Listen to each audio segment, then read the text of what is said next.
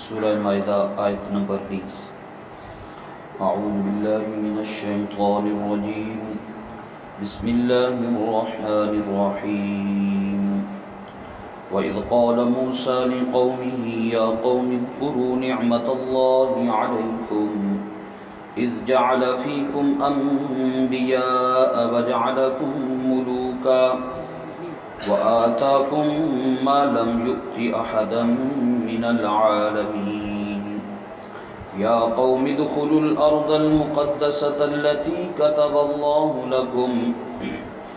وَلَا تَرْتَدُّوا عَلَىٰ أَدْبَارِكُمْ فَتَنقَلِبُوا خَاسِرِينَ قَالُوا يَا مُوسَىٰ إِنَّ فِيهَا قَوْمًا جَبَّارِينَ وَإِنَّا لَن نَّدْخُلَهَا حَتَّىٰ يَخْرُجُوا مِنْهَا فَإِن يَخْرُجُوا مِنْهَا فَإِنَّا دَاخِلُونَ قَالَ رَجُلَانِ مِنَ الَّذِينَ يَخَافُونَ أَنْعَمَ اللَّهُ عَلَيْهِمُ ادْخُلُوا عَلَيْهِمُ الْبَابَ فَإِذَا دَخَلْتُمُوهُ فَإِنَّكُمْ غَالِبُونَ وَعَلَى اللَّهِ فَتَوَكَّلُوا إِن كُنتُم مُّؤْمِنِينَ قَالُوا يَا مُوسَىٰ إِنَّا لَن نَّدْخُلَهَا أَبَدًا مَّا دَامُوا فِيهَا فَاذْهَبْ أَنتَ وَرَبُّكَ فَقَاتِلَا إِنَّا هَاهُنَا قَاعِدُونَ قَالَ رَبِّ إِنِّي لَا أَمْلِكُ إِلَّا نَفْسِي وَأَخِي فَافْرُقْ بَيْنَنَا وَبَيْنَ الْقَوْمِ الْفَاسِقِينَ قَالَ فَإِنَّهَا مُحَرَّمَةٌ عَلَيْهِمْ 40 سَنَةً يَتِيهُونَ فِي الْأَرْضِ فَلَا تَأْسَ عَلَى الْقَوْمِ الْفَاسِقِينَ۔ وَإِذْ قَالَ مُوسَىٰ، اور اس وقت کو بھی یاد کرو جس وقت حضرت موسیٰ علیہ السلام نے اپنی قوم سے کہا، یا قوم اذکروا، اے میری قوم اللہ کی نعمتوں کو یاد کرو جو تمہارے اوپر ہیں۔ اذ جعل فیکم انبیاء، جب اس نے تمہارے اندر انبیاء پیدا کیے، وجعلکم ملوکا، اور تم کو بادشاہ بنایا، وآتاکم ما لم یؤت احدا من العالمین، اور تم کو وہ چیزیں دی ہیں جو کہ جہاں بھر میں کسی ایک کو بھی نہیں دی گئی۔ یا قوم ادخلوا الارض المقدسہ، اے میری قوم داخل ہو جاؤ اس پاک سرزمین میں، التی کتب اللہ لکم، وہ پاک سرزمین کہ جو اللہ نے تمہارے واسطے لکھ دی ہے، ولا ترتدوا علی ادبارکم، اور مت پلٹو اپنی پشتوں پر، فتنقلبوا خاسرین، سو تم نقصان اٹھانے والے ہو جاؤ گے۔ قالوا یا موسیٰ، وہ بولے اے موسیٰ، ان فیہا قوما جبارین، بے شک اس بستی کے اندر قومن ایسے لوگ ہیں، جبارین جو بڑے ہی سخت جنگجو قسم کے لوگ ہیں، وَإِنَّا لَن نَّدْخُلَهَا، اور ہم تو اس بستی میں ہرگز داخل نہیں ہوں گے، حتیٰ یخرجوا منہا، یہاں تک کہ وہ لوگ اس بستی سے نکل جائیں۔ فَإِن یخرجوا منہا، پس اگر وہ وہاں سے نکل گئے، فَإِنَّا دَاخِلُونَ، تو ہم پھر داخل ہو جائیں گے۔ قَالَ رَجُلَانِ، تو دو شخص بولے، من الذین یخافون، ان لوگوں میں سے جو اللہ کا ڈر رکھتے تھے، انعم اللہ علیہما، کہ اللہ تبارک و تعالی نے ان دونوں پر انعام فرما رکھا تھا۔ ادخلوا، داخل ہو جاؤ، الباب، دروازے، علیہم، ان پر، یعنی ان کے خلاف علم اٹھا کر کے، فَإِذَا دَخَلْتُمُوهُ، بس جب تم اس میں داخل ہو جاؤ گے دروازے میں، فَإِنَّكُمْ غَالِبُونَ، تو تم ہی غالب رہو گے، وَعَلَى اللَّهِ فَتَوَكَّلُوا، اور اللہ ہی پر بھروسہ رکھو، ان کنتم مؤمنین، اگر تم ایمان والے ہو۔ قالوا، وہ بولے یا موسیٰ، اے موسیٰ، اِنَّا لَن نَّدْخُلَهَا أَبَدًا، ہم کبھی بھی داخل نہیں ہوں گے، ما دامو فیہا جب تک کہ وہ لوگ اس میں ہیں، فَاذْهَبْ أَنْتَ تو جا، وَرَبُّكَ اور تیرا رب، فَقَاتِلَا اور دونوں جا کر کے لڑو، اِنَّا هَاهُنَا قَاعِدُونَ ہم تو یہیں بیٹھے ہیں۔ قال رب انی لا املک الا نفسی، حضرت موسیٰ علیہ السلام نے اپنے رب کے حضور پھر فریاد کی، رب اے میرے پروردگار، انی لا املک بے شک مجھ کو کوئی اختیار نہیں، الا نفسی مگر اپنی ذات کا، و اخی اور اپنے بھائی کا، فافرق بیننا سو جدائی ڈال دے ہمارے درمیان، و بین القوم الفاسقین اور اس نافرمان قوم کے درمیان۔ قال فإنها محرمة عليهم 40 سنة، تو اللہ تبارک و تعالی نے فرمایا کہ فإنها بے شک یہ بستی محرمة علیہم ان پر حرام رہے گی، 40 سنة 40 سال تک، یتیہون فی الارض یہ زمین میں سرگرداں پھریں گے، یوں حیران و پریشان پھرتے رہیں گے، فلا تأس علی القوم الفاسقین سو آپ افسوس نہ کھائیے کافر لوگوں پر، فاسق لوگوں پر، نافرمان قوم پر۔ یہ جو پورا رکوع آپ حضرات کے سامنے تلاوت کیا ہے، اس میں اللہ تبارک و تعالی نے ایک ہی واقعہ بنی اسرائیل کا ذکر فرمایا ہے، اور یہ واقعہ ذکر فرما کر کے، چونکہ قرآن تو قصے کہانی کی کتاب نہیں، یہ تو عبرت کا ایک سامان ہے، اس لیے اللہ تبارک و تعالیٰ یہ واقعہ ذکر فرما کر کے نبی علیہ السلام کی نبوت کو ثابت کرنا چاہتے ہیں۔ جس نبی اور رسول کا تذکرہ اس سے قبل والی آیت میں ہو چکا ہے، یا اہل الکتاب قد جاءکم رسولنا، ہمارا رسول تمہارے پاس آ چکا ہے، اور یہ ایسے وقت میں آیا ہے کہ جبکہ سلسلہ آمد انبیاء یہ رکا ہوا تھا ایسے زمانے میں، تو ایسی حالت میں تو اس نبی کی قدر کرنی چاہیے۔ نمبر 2 یہ کہ وہ ایسی قوم کے پاس آیا ہے کہ جس قوم میں گمراہی اس قدر پھیل چکی تھی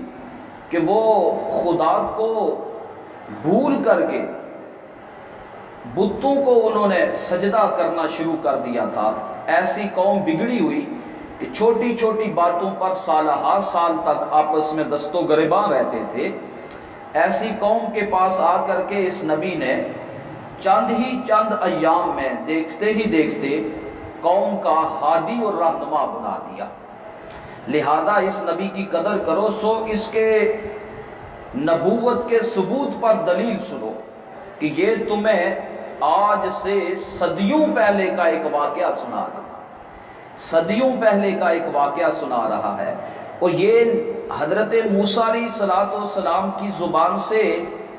جب یہ واقعہ سنایا گیا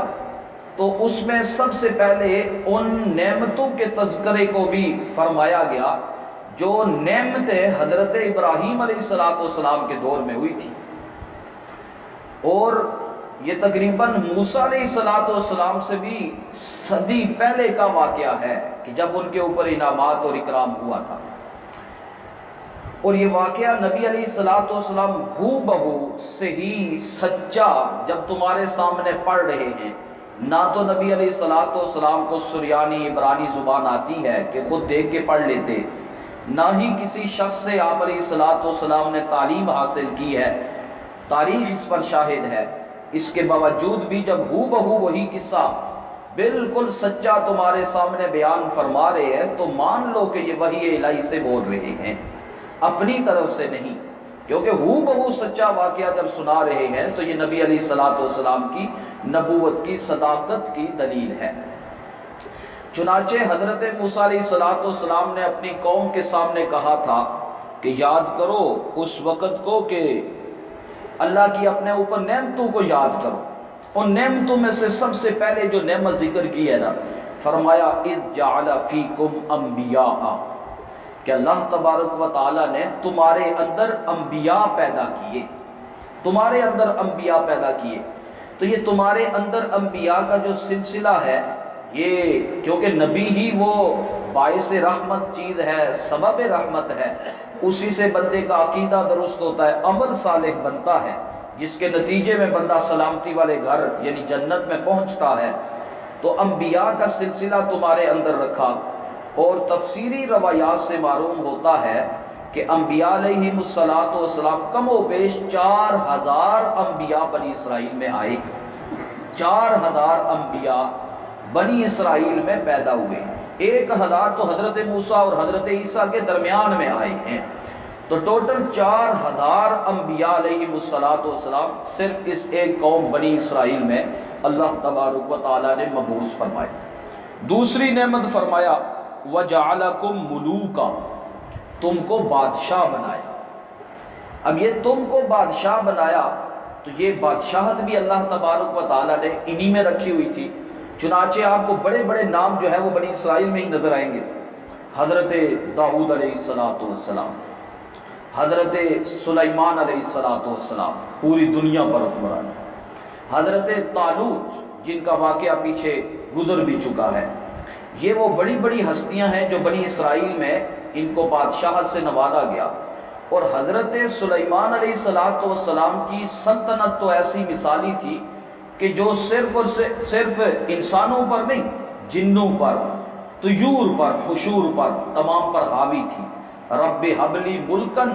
لا ینبغی لأحد من بعدی، اے میرے پروردگار مجھ کو ایسی بادشاہت دے کہ جو میرے بعد پھر کسی کو ایسی بادشاہت ملے نہیں۔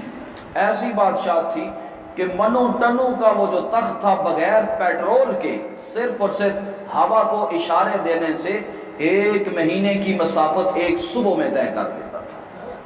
اور 1 مہینے کی مسافت ایک شام میں طے کر لیتا تھا۔ اور ایسے آپ حضرت سلیمان علیہ السلام کو وزراء دے رکھے تھے۔ قال الذی عنده علم من الکتاب انا آتیک بہ قبل ان یرتد الیک طرفک، کہا ملکہ بلقیس کا تخت کون لے کر کے آئے گا؟ تو شاگرد اٹھ کے کھڑا ہوا، اس نے کہا آپ آنکھ بند کریں، کھولیں گے تو سامنے ہوگا۔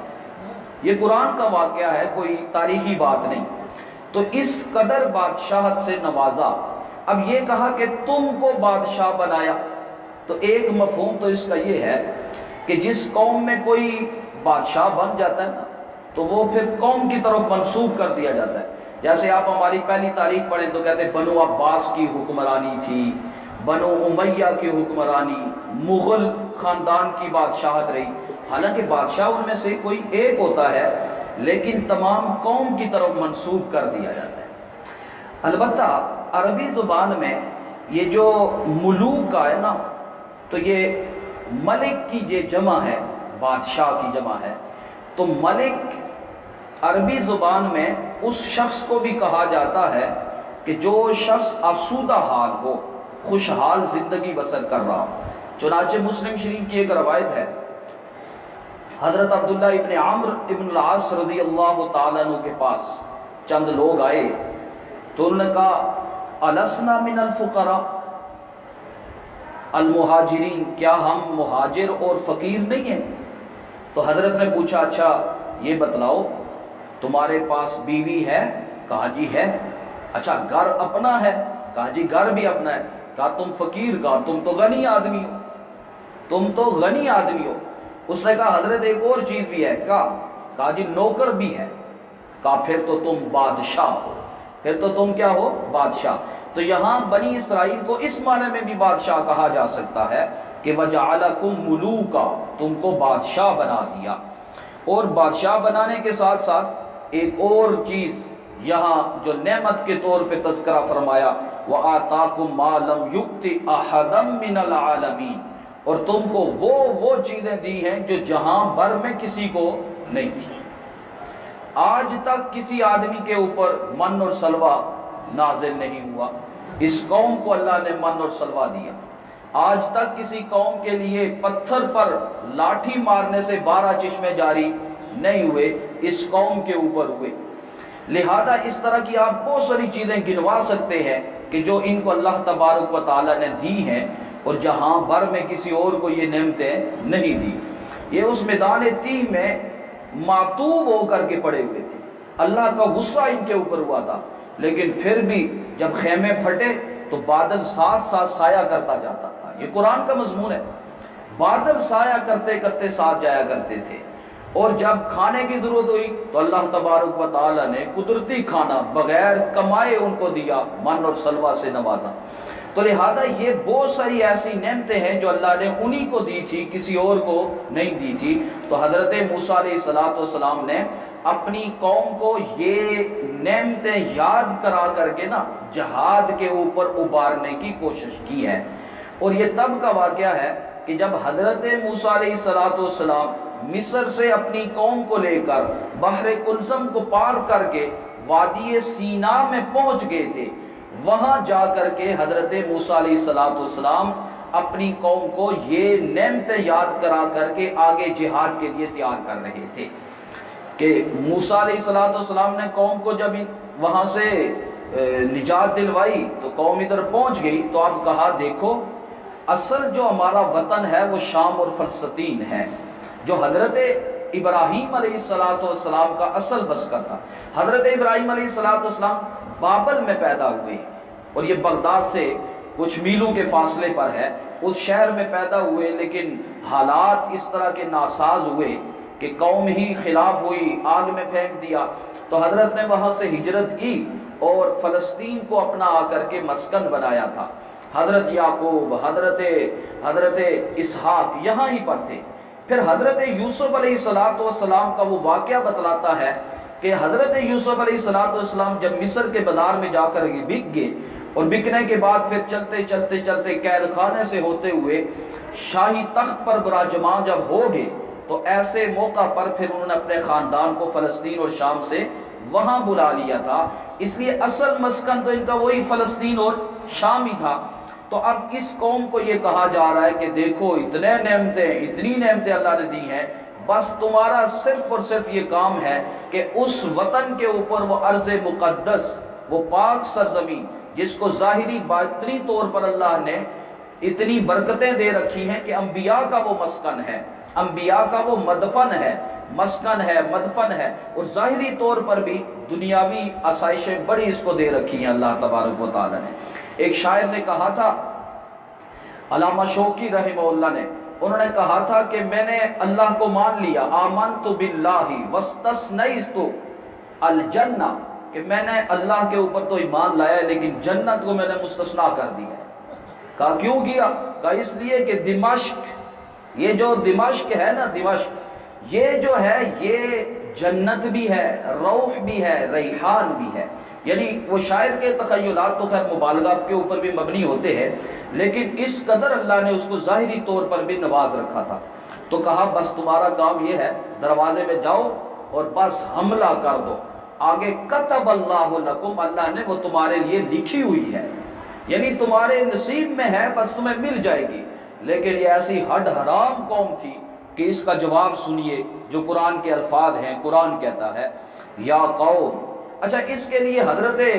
موسیٰ علیہ السلام نے سب سے پہلے اس قوم سے کے حالات معلوم کرنے کے لیے، تفتیش حال کے لیے، وہی 12 بندے جن کا پیچھے تذکرہ ہوا ہے، جن کو سردار بنایا تھا، نقیب بنایا تھا ان 12 بندوں کو تفتیش حال کے لیے وہاں روانہ فرمایا کہ جا کر کے دیکھ کے آؤ کہ حالات کیسے ہیں، تاکہ اس کے موافق ہم اپنے ساتھ ہتھیار بھی اٹھا لیں، اور آ کر کے قوم کو نہیں بتلانا کہ وہاں کے کیا حالات ہیں، کیونکہ بعض چیزیں راز میں بھی رکھی جا سکتی کہ قوم بدظن ہو سکتی ہے، اس لیے اس طرح کی خبریں نہیں پھیلانی، مجھے آ کر کے بتلانا ہے۔ لیکن اس قوم کا دیکھیں رویہ کیا ہے، یا قوم، اے میری قوم، ادخلوا الارض المقدسہ، اس ارض پاک میں داخل ہو جو تمہارے لیے اللہ نے لکھ دی ہے، لا ترتدوا علی ادبارکم، اپنے پشتوں پر مت لوٹو، نقصان اٹھاؤ گے۔ تو وہ بولے یا موسیٰ، اب وہ 12 بندے تفتیش کر کے جب واپس آئے تو 2 بندوں کے علاوہ باقی 10 نے اپنی قوم کو ایسے ایسے افسانے اور ڈرامے سنائے کہ نہ پوچھو، کیونکہ وہ قوم عمالقہ تھی، جو قوم عاد کے کچھ لوگ بچے ہوئے تھے، اور قوم عاد کے قد اتنے بڑے بڑے تھے کہ اللہ تبارک و تعالیٰ نے خلق کے اعتبار سے ان کو بڑا مضبوط پیدا کیا تھا، اور قد و کاٹ کے لحاظ سے بھی وہ مضبوط ایک جثے تھے، لہذا ان کو دیکھ کر کے نہ آ کر کے قوم کو ایسے افسانے سنائے۔ لہذا قوم نے کیا کہا، قالوا یا موسیٰ، اے موسیٰ، ان فیہا قوما جباری، وہ تو بڑے سخت لوگ ہیں، بڑے سخت لوگ ہیں، وَإِنَّا لَن نَّدْخُلَهَا، اور ہم تو اس میں داخل نہیں ہوں گے، حَتَّى يَخْرُجُوا مِنْهَا، پہلے ان کو ادھر سے نکال، پہلے وہ نکلیں گے تو ہم داخل ہوں گے۔ فَإِن يَخْرُجُوا مِنْهَا، اگر وہ نکلیں گے وہاں سے تو فَإِنَّا دَاخِلُونَ، تو ہم جا کر کے اندر داخل ہوں گے۔ اب وہ جو 12 میں سے 10 نے تو آ کر کے اس طرح کی افواہیں اڑائی تھی نا، 2 بندے اس میں رہ گئے تھے۔ ایک تھے حضرت یوشع بن نون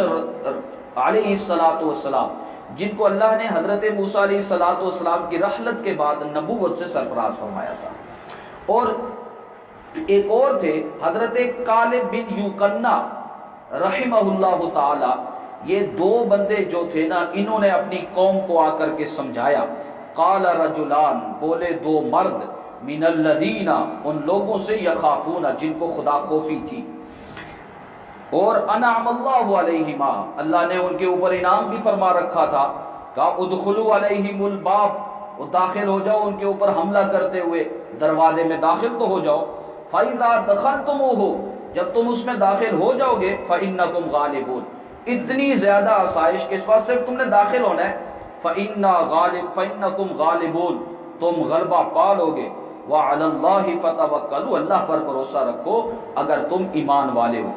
انہوں نے پھر کہا، اے موسیٰ، یہ باتیں ہماری سمجھ میں نہیں آتی، اِنَّا لَن نَّدْخُلَهَا أَبَدًا، ہم کبھی بھی اس میں داخل نہیں ہوں گے۔ تم جتنی مرضی تقریر لمبی کر لو، ترغیب دے دو، ترہیب سناؤ، جو مرضی ہے سناتے رہو، لیکن ہم نے کبھی بھی اس میں داخل نہیں ہونا، ما داموا فیہا، جب تک کہ وہ اس میں ہے۔ ہاں، آگے ایک کفریہ جملہ کہا، فَاذْهَبْ أَنْتَ وَرَبُّكَ، تو جاتا تیرا رب جائے، فقاتلا، جا کے لڑو۔ اس کا ایک مفہوم مجازن لیا جا سکتا ہے، اگر وہ لیا جائے تو پھر کفر نہیں بنتا، کہ فَاذْهَبْ أَنْتَ، تم جاؤ لڑو، وَرَبُّكَ، مطلب یہ کہ وَرَبُّكَ قادر ناصر، تیرا پروردگار تیری مدد کرے گا تو تو اکیلا جا کے لڑ۔ یہ پھر بھی کسی قدر یہ جملہ جو ہے وہ قابل برداشت ہے، لیکن اگر اس کا وہی جو حقیقی مفہوم ہے وہی لیا جائے تو کہا تو جاتے تیرا اللہ جائے تو جا کر کے کیا کرو، لڑ۔ یعنی اللہ تبارک و تعالیٰ کی ذات کو ایک فرد قرار دے دیا، گویا ہم تو نہیں لڑیں گے، ہماری جگہ اللہ کو لے جاؤ ساتھ۔ یہ ادھر تو ان کا یہ حال تھا، لیکن صحابہ کرام رضوان، تفسیر میں لکھا ہے کہ صحابہ کرام رضوان اللہ تعالیٰ علیہ مجمعین کی حالت یہ تھی کہ جب نبی علیہ الصلوۃ والسلام نے غزوہ بدر کے لیے روانگی کے موقع پر انصار اور مہاجرین سے دونوں سے پوچھا تھا کہ بھلا بتلاؤ، ہم اس طرح جا کر کے حملہ آور ہونا چاہتے ہیں، تو حضرت ابو بکر کھڑے ہوئے، کہا یا رسول اللہ بس آپ اعلان کیجیے، ہم ساتھ ہیں۔ حضرت عمر بھی کھڑے ہوئے، لیکن آپ علیہ الصلوۃ والسلام انصار سے پوچھنا چاہ رہے تھے، تو انصار سے حضرت مقداد ابن اسود، حضرت سعد ابن معاذ رضی اللہ تعالیٰ عنہما کھڑے ہوئے، کہا یا رسول اللہ، آپ اگر حکم دیں گے نا کہ دریا میں گھوڑے ڈالو، ہم ادھر ڈالیں گے، آپ کے دائیں سے لڑیں گے، بائیں سے لڑیں گے، آگے لڑیں گے، پیچھے لڑیں گے، جانیں دے دیں گے، لیکن وہ والا جملہ نہیں کہیں گے جو موسیٰ علیہ الصلوۃ والسلام کی قوم نے کہا تھا کہ اذهب انت وربک، تو جا اور تیرا رب جائے اور جا کر کے لڑو، ہم ایسا جملہ ہرگز نہیں کہیں گے۔ بہرحال یہ جب کہا تو حضرت اور انا ہاؤنا قائدون، ہم ادھر ہی بیٹھے ہیں، بس تم آزاد کر کے لاؤ، پھر ہم اندر جا کر کے کھائیں گے۔ قال ربی، تو حضرت موسیٰ علیہ الصلوۃ والسلام نے اپنے رب سے التجا کی، اے میرے پروردگار، انی لا املک، مجھے تو کوئی اختیار نہیں، میں مختار کل کیا، مجھے یہاں تو جزوی اختیار بھی نہیں ہے، کسی کے اوپر کوئی اختیار نہیں، الا نفسی، مگر الا نفسی، صرف اور صرف اپنی ذات کی حد تک میں جا سکتا ہوں، وہ اخی، اور میرا بھائی ہے، وہ میرا بھائی چونکہ حضرت ہارون وہ بھی نبی ہے تو وہ میری مخالفت نہیں کرے گا، لہذا ہم 2 بندوں کی میں گارنٹی دے سکتا ہوں۔ اب دیکھیں یہاں ان 2 بندوں کی بھی گارنٹی نہیں لی جنہوں نے ساتھ مل کر کے دعوت دی تھی، کیونکہ عین ممکن تھا کہ وہ وقت آنے پر ساتھ چھوڑ دیتے، اس لیے ان دونوں کی گارنٹی نہیں۔ یہ تو نبی ہیں، حضرت ہارون بھی نبی، حضرت موسیٰ علیہ الصلوۃ والسلام بھی، اس لیے اپنی اور اپنے بھائی کی گارنٹی دی، ان 2 آدمیوں کی گارنٹی نہیں دی۔ یا اس کا یہ مفہوم بھی ہو سکتا ہے کہ چونکہ عام طور پہ آدمی اضطراب کی کیفیت میں ہو نا، تنگ دلی میں ہو، تو پھر جب مانگتا ہے دعا تو عام طور پہ جملے مختصر کر دیے جاتے ہیں، تو اختصار سے کام لیتے ہوئے کہا کہ میں تو تیار، میرا بھائی بھی تیار، لیکن کسی اور پر میرا کوئی اختیار نہیں، فَفْرُقْ بَيْنَنَا وَبَيْنَ الْقَوْمِ الْفَاسِقِينَ، سو آپ اب بس جدائی ہی ڈال دیجئے ہمارے درمیان اور اس فاسق نافرمان قوم کے درمیان۔ چنانچہ ایسے ہی ہوا کہ اللہ تبارک و تعالی نے ان کو ایک سزا دی ہے جس کا اگلی آیت میں تذکرہ ہے۔ تو حضرت ہارون علیہ السلام اس میدان تیہ کے اندر ہی 3 سال کے بعد ان کی رحلت ہو گئی، اور پھر 6 ماہ یا 1 سال اس کے بعد حضرت موسیٰ علیہ السلام بھی انتقال کر گئے۔ ان کے انتقال کے بعد اللہ تبارک و تعالیٰ نے حضرت یوشع بن نون علیہ السلام کو نبوت سے سرفراز فرمایا، انہوں نے ہی قیادت کی۔ اب یہ جو بابے جو تھے نا، یہ 40 سال تک اس میدان میں پھرتے رہے ادھر ادھر۔ عام طور پہ جو ذرا بزرگ آدمی ہو جاتا ہے نا، تو چونکہ زندگی بسر ہو جاتی ہے ایک چیز میں، تو پھر وہ بزرگ کی وہ چیز جو جمی ہوئی ہوتی ہے نا، وہ ذرا بڑی سخت ہو جاتی ہے، اس کو اتارو بڑا مشکل اوکھا کام ہو جاتا ہے بنسبت نوجوانوں کے کہ جو ابھی کچا ذہن ہوتا ہے نا، اس کو اگر کوئی بات آپ کہیں گے نا تو وہ پھر بھی کچھ نہ کچھ اثر اس کا لے لیتا ہے۔ تو یہ جو بابے تو بالکل نہیں مانتے تھے، اب وہ جو بابے جو ہے نا اسی میدان تیہ میں ہلاک ہوتے چلے گئے، فوت ہوتے گئے۔ اب جب نئی نسل جو آئی نا، وہ حضرت یوشع بن نون علیہ السلام کے ساتھ مل کر کے پھر انہوں نے قتال کیا، تو اللہ تبارک و تعالیٰ نے ان کو کیا دیا؟ غلبہ دیا۔